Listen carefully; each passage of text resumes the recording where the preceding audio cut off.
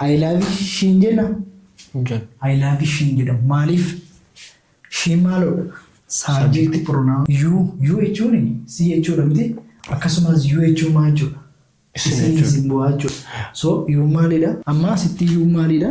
Object pronounidha si subject pronounidha. Give me water. Yoon jedhe maalidha? Bishaan naa kenni. Bishaan naa kenni. Eewudha. Asitti maalodha mii? Anaaf. Hello, akkam jirtu kun YouTube channel keessan afaan Oromoo isin afaan Ingiliffaa bifa salphaatiin irraa barattaniidha. Namoonni yeroo jammaraaf gara YouTube channel keenya dhuftan baga nagaan dhuftan jennicha viidiyoo nuyi gadhiin yeroon akkasiin bira ga'u subscribe, like, share gochuun hajammarru. Viidiyoo yeroo darbe isinii hojjedhee ture irratti yaada naa laattanii turtanii yaada keessanis barruu nuu mul'isii laayitii nuu sirreessii akkasumallee viidiyoo daldalii nuu gadhiisii naan jechaa turtanii. So kanumaaf xiqqoo ishee fooyyesseen deebi'een dhaabeen ture. Amma immoo aan argaa jirtan kanaani amma tokko fooyyessee bareechee deebinee jirra. Namoonni yeroo jammaraaf dhuftan subscribe gochuu na jammarru. Today I'm not alone. I am with say hi boss. Hi everyone, I am Israel. Har'a kan waliin ilaallu pronounidha. Pronoun jechuun bamaqaa isa jennu jechuudha afaan Oromootiin. Bakka maqaa bu'ee akka maqaatti kan fayyadu jechuudha. So pronounidha. Pronounin part of speech keessa warra tokkodha. Part of speech warra dhaman ilaalle ture yeroo darbe. Part of speech warra noun, maqaa, pronoun, verb, adverb, adjective, conjunction, interjection, preposition and the articles warra part of speech jechuudha. Qaamolee dubbii jechuudha. Afaan tokko haasa'u dirqama warra kana keessa sirriitti baruu qabna jechuudha. Pronounin bakka maqaa bu'ee akka maqaatti kan fayyadu a word used instead of noun. Noun warra name of person ta'uu danda'a, maqaa namaa, place maqaa bakkaa ta'uu danda'a, things maqaa wantootaa ta'uu danda'a. So bakka naa bu'ee akka maqaatti kan fayyadu pronoun jedhama jechuudha. Innis faayidaan isaa to avoid repeating it. Waan sana irra deddeebiin akkanuma amma waamneef jechuudha. Pronoun warreen gosa baay'ee jira. Personal pronoun jira, possessive pronoun jira, reflexive pronoun jira, interrogative pronoun warra WH warra gaaffiitiin gaafannu interrogative pronoun jira. Akkasuma definitive yeroo biraa tokko tokko walitti deebineen ilaalla. Har'a garuu jammara isaa ka'uu qabna afaan Ingiliffaa haasa'uu fi pronoun important ta'an kana lamaan baruu qabna jechuudha. So pronoun warra kana bartaniinaan percentage 50 Ingiliffaa keessa seentanii jechuudha. So personal pronoun nama kan bakka bu'u jechuudha. Akkasuma possessive pronoun immoo maalidha? Qabeenya keenya kan ittiin ibsannu possessive pronoun jechuudha. Warri kun immoo personal pronoun jechuudha. Bamaqaa bakka maqaa bu'ee fayyadaaneera. Fakkeenyaaf what is your name? My name is Israel. Your name is Israel. Yeah. Yeroo haasoftu fakkeenyaaf nama yeroo waa'ee kee haasa'u Israel is a student, Israel is tall, Israel is jedhee amma kana maqaa kee irra deddeebi'een no. Maaliin jedha? Israel is student jedhee namni isa booddee maaliin jedha? Your name is Israel. Okay. Israel is student. Israel is tall. Israel is a handsome. Amako Israel is student. Israel is tall. Israel is handsome. Israel jechaan amma kana maqaa kee dha'uun hin dabbara. So maalin jedha? Israel is student jedhee namni. So Israelin eenyudha? Isa mitiire? Isa jechuun asii hidhaa jechuudha. Warri kun subject pronounidha. Warra himattiin jammarudha. Warri kun immoo object pronounidha. Warra himattiin xumurru jechuudha. Hima tokko jaaruu fi maal baruu qabna? Subject, verb, object warra jedhaman baruu qabna jechuudha. Subjectiin warra kana warra himattiin ijaaruudha. Verbiin gocha sana objectiin immoo abbaa gochi sun irratti raawwatamedha jechuudha. Hima tokko jaaruuf afaan Ingiliffaa keessatti afaan Oromoo wajjin baay'ee wal fakkaata. So Israel is student inni ramni amma bakka Israel maal buuna? Maal buuna? He is tall. Ammas kana balleessinee maal buuna? He is handsome. He is handisaaf. So Israa'el kan jedhu maal isa kan jedhu bakka bu'eera jechuudha. So subject pronoun jedhamu warra himattiin jammaru. Isaanis I jechuun maalidha? Ana. Ana. I. Ana. She jechuun ishee jechuudha. Fakkii he. Isa. It. Wantoota fayyadamnaa jechuudha. Fakkeenyaaf it is big yoo jenne guddaadha. Dhala namaatiif hin fayyadamnu jechuudha. Dhala namaatu hundumaa bineensota fa'aa waan barbaanneef fayyadamuu dandeenya jechuudha. Yuun immoo maalidha? Yuun. Si yookaan yuu. Ati yookaan isinii jechuudha. Yuu jechuun. Zee jechuun zee. Isaanii jechuudha. Wii jechuun nuyi. Okay. I jechuun namni speakeriidha dubbataan jira jechuudha. Ana malee namni biraan hin jiru. So I jechuun ana jechuudha. I ana. First person I nama ana miti duwwaa jira. So first person maalidha? Singularidha jechuudha. First person singularidha. Ana jechuudha. Okay. She, he, it. Yeroo nu fakkeenyaaf she ani jira miti waa'ee isheen sitti haasa'uu barbaada. Fakkeenyaaf isheen darbaa jirti si agarsiise she's beautiful siin jedha. Isheen hin bareeddi mucaa sana hin bareeddi. So waa'ee isheen sitti haasa'aa jiramni sittiin immoo haasa'aa jira. An jira isheen jirti qaama meeqaffaadha? Qaama sadaffaa. Garuu maaloodha isheen? Singularidha. Ammas mucaa dhiiraa wayii darbaa jira. Sanas waamee waa'ee isaa sitti haasa'a. Ammas maalidha? He kan jedhu. Third person singularidha jechuudha. Qaama sadaffaa singularidha. Iti wantootaa fayyadamnaa inni fakkeenyaaf waan wayii argitee ilaala. Wanti kun hin bareeda. Kalariin mana kanaa hin bareeda yoo jette natti maarta mitiire. So maalidha isaan? Third person singularidha jechuudha. Okay, you jechuun si jechuudha miti akkasumas you jechuun maal jechuudha? Isin simbo'aa jechuudha. So you maalidha? Qaama lammaffaa you kallattiidhaan sitti haasa'aa jirama. Fakkeenyaaf you are my friend siin jedha. Ati riyaa koodha. You are my friend yoon jedhe immoo isin riyaa koodha miti. So isinii sin ta'a. So second person plural and singularidha jechuudha. So amma zee jechuun isaaniidha. Wii jechuun wii yeroo inni nuyi miti qaama jammaraa ta'e maaloodha?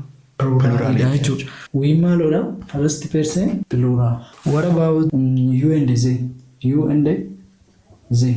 Fakkeenyaaf you are my friend. Ati riyaa koodha. Second person singularidha. Okay, you are my friend isin riyaa koodha.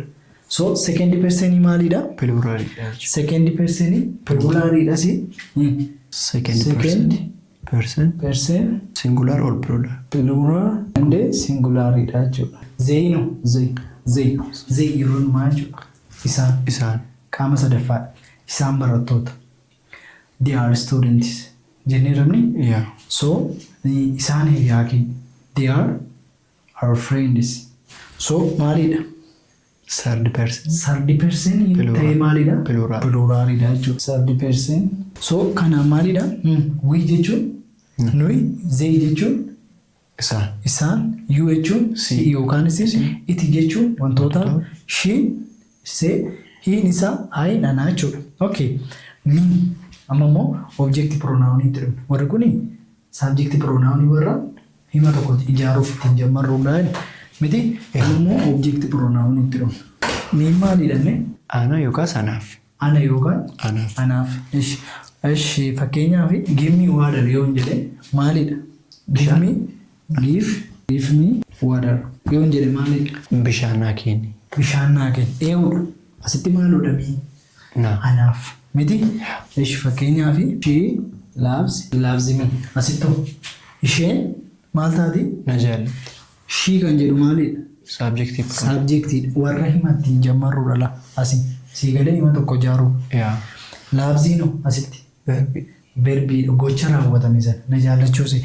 Mi kan jedhu ana. So she loves me. Isheen ana jaallatti. So kanaafi give me water. Anaa fi dhaafi maal ta'a? Ana ta'a jechuudha. Ishi here jechuun ishee yookaan isheef. Fakkeenyaaf she loves me jedhee namni isheenan jaalladha jechuudha. I love her. I love her. Nice. So I love her in jedha. I love Her. I love her. I love she in jedha. I love she in jedha. Maaliif? She maalodha? Subject pronoun warra maalidha? Hima tokko ijaaruuf ittiin jennu object pronoun warra gocha irratti raawwatamu. So she nama fakkeenyaaf she dhamini her ishee ta'a. Kanaafuu maal ta'uu galuu qaba? Heerii ta'a jechuudha. Ishi fakkeenyaaf yuudha. Fakkeenyaaf you sii fi isiniin ta'a. Akkamitti fakkeenyaaf? Give me one example. For example, I love you. Ishi I love you. Ansin jaalladha.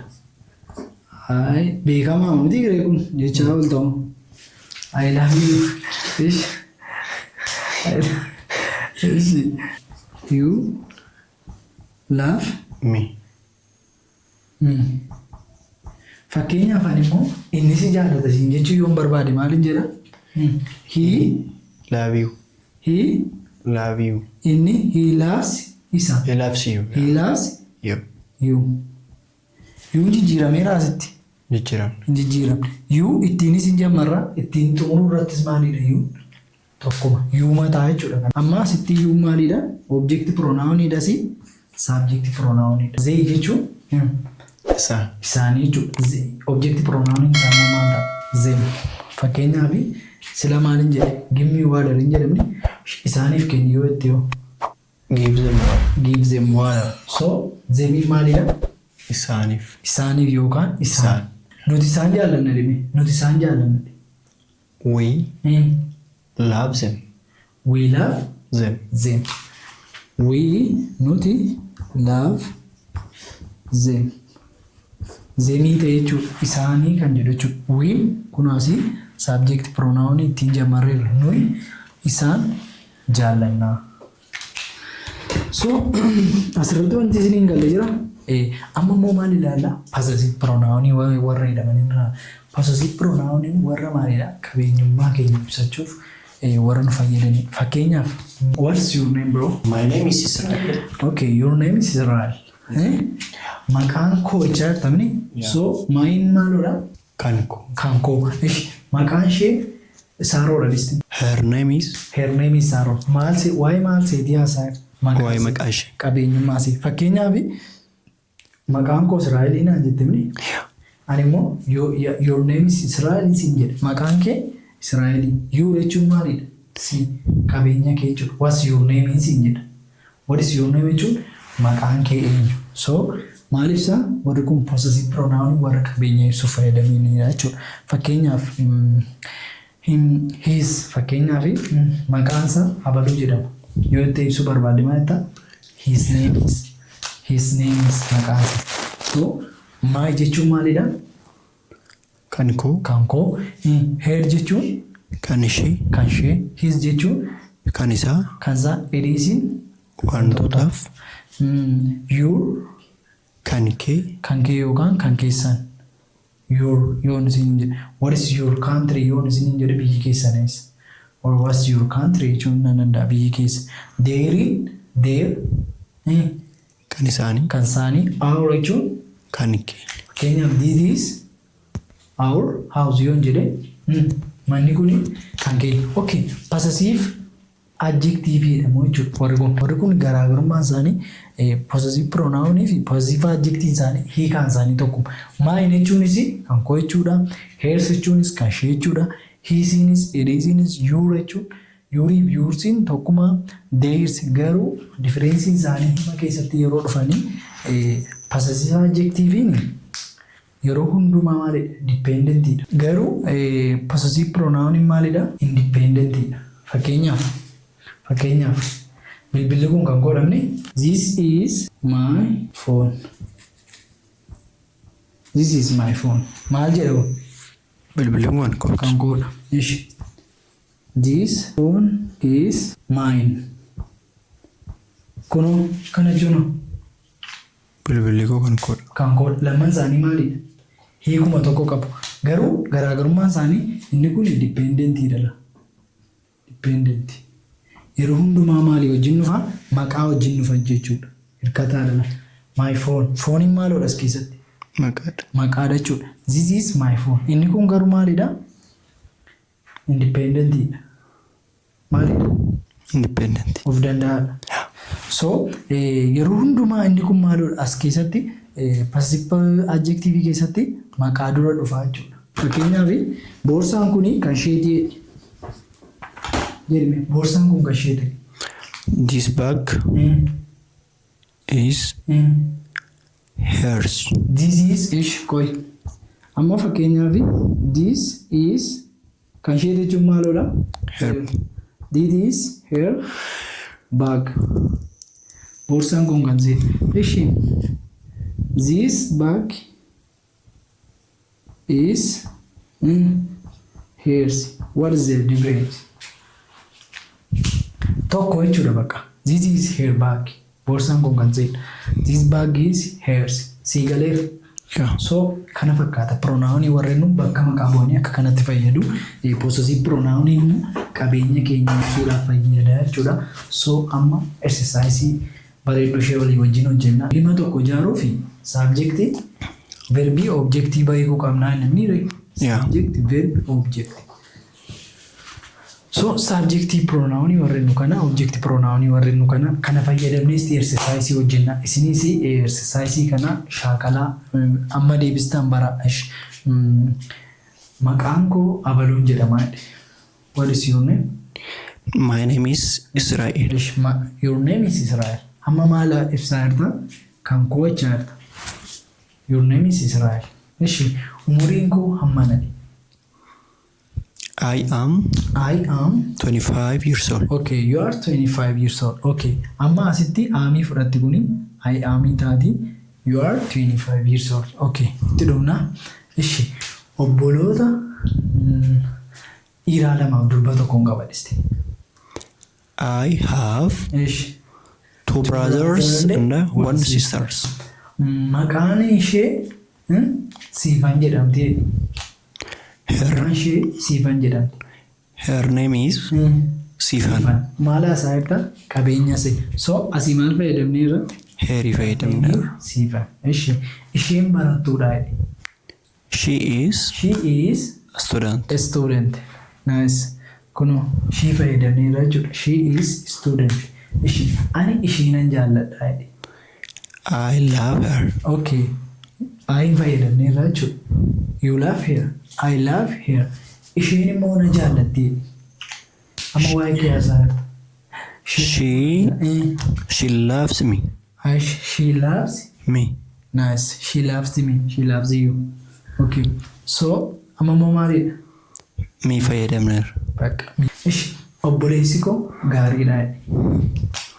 My brother is kind. Kind. Waa isaa sumna amma inni na gargaara dhisti. Inni na gargaara.